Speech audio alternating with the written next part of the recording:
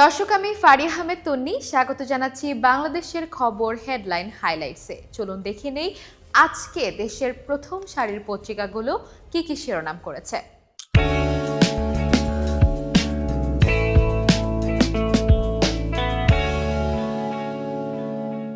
প্রথমেই বাংলাদেশের খবরের শিরোনাম।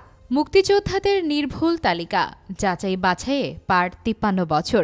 স্বাধীনতার পরে অন্তত ৭ বার তালিকায় সংযোজন বিয়োজন হয়েছে। মুক্তিযোদ্ধাদের মর্যাদা অক্ষুণ্ণ রেখেই সরকার গ্রহণযোগ্য তালিকা করছে।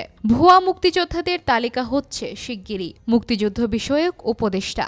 মহার্ঘ ভাতা পাবেন সরকারি চাকরেরা, সচিব থেকে পিয়ন পর্যন্ত সবাই পাবেন এই ভাতা।